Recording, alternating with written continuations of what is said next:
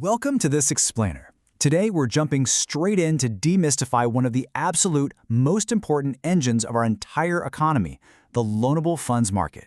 We're going to look at this massive, complex financial system exactly like a grocery store. But instead of buying milk or eggs, it's a store where money itself is the product being bought, sold, and traded every single day. So, let's kick things off with a question that sounds kind of like a riddle. If money is the product being bought and sold in this economic grocery store, what exactly is the price of money? Seriously, how do you put a price tag on a dollar bill? Well, the answer to that riddle is the interest rate. The interest rate acts as the literal price tag in the loanable funds market. You see, this market is basically a giant meeting place. It connects the people who have extra money, the savers, with the people who need money, the borrowers.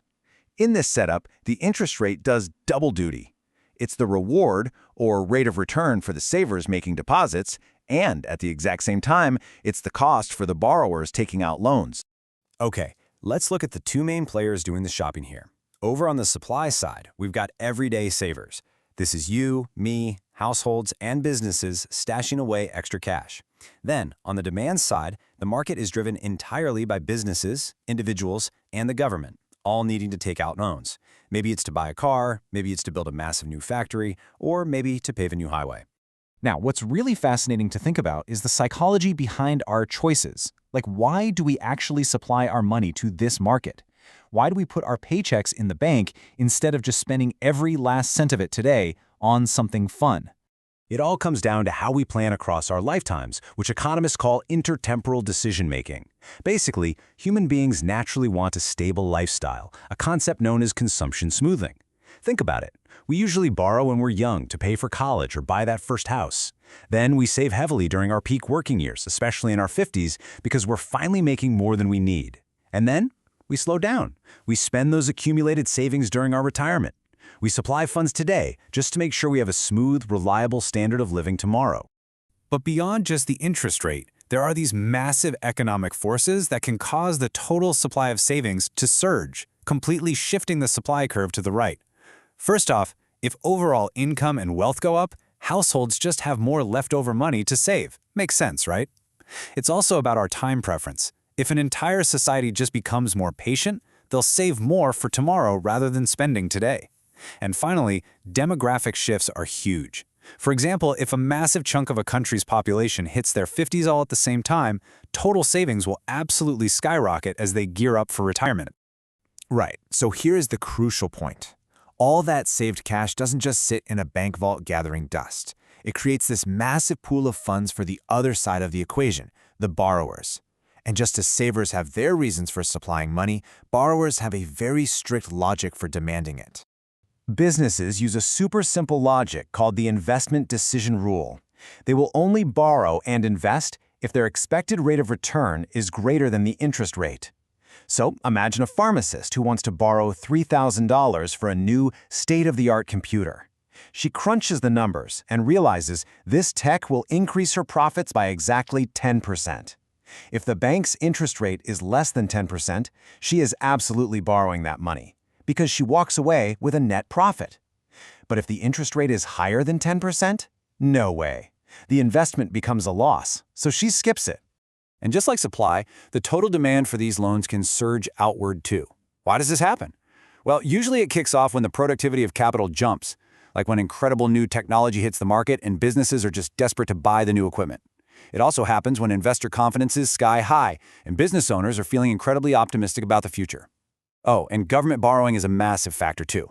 If a government spends more than it collects in taxes, it runs a budget deficit, and it literally has to turn to this market to borrow the difference. Actually, this brilliantly illustrates how specific economic eras happen. Just look at the 1990s tech boom. During that decade, companies were incredibly confident that investing in brand new internet and computer technology would yield a massive rate of return. That sheer optimism caused confident firms to demand unbelievable amounts of capital, shifting the entire demand curve dramatically to the right. So all of this back and forth between supply and demand eventually builds toward the ultimate goal of the loanable funds market, finding balance, equilibrium.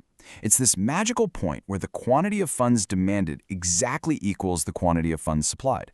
In a simplified closed economy, that literally means total measured savings has to perfectly equal total measured investment. Imagine a real-world credit card market finding its balance. When things perfectly align, the equilibrium interest rate settles at, let's say, exactly 15%. Why?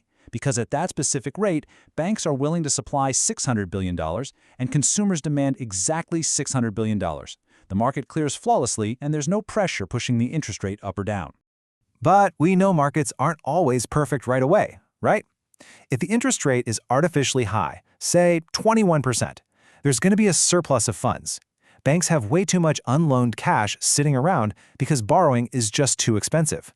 So they're forced to drop their rates to attract borrowers. On the flip side, if the rate is way too low, like 13%, there's a shortage. Everyone rushes the banks for cheap money. The banks see their vaults emptying out, so they raise rates to cool off that demand, until we slide right back to equilibrium. But wait! Okay, there is a hidden twist to this whole thing. Everything we've discussed so far assumes that money holds its value perfectly. But in reality, there's a stealth factor lurking in the background that can completely alter the true cost of your loans and the real reward of your savings. To truly figure out what your money is doing, you have to account for inflation. And we do this using something called the Fisher equation. It's actually pretty straightforward. The real interest rate is approximately equal to the nominal interest rate minus the inflation rate. The nominal rate is just the sticker price you see advertised at your local bank. The inflation rate is the general rise in prices in the economy. Subtract the two, and boom, you get the real interest rate, the true, actual change in your purchasing power. Let's do some quick math to put that in perspective. Say you deposit $5,000 in a bank account that pays an 8% nominal interest rate. Sounds pretty fantastic, doesn't it?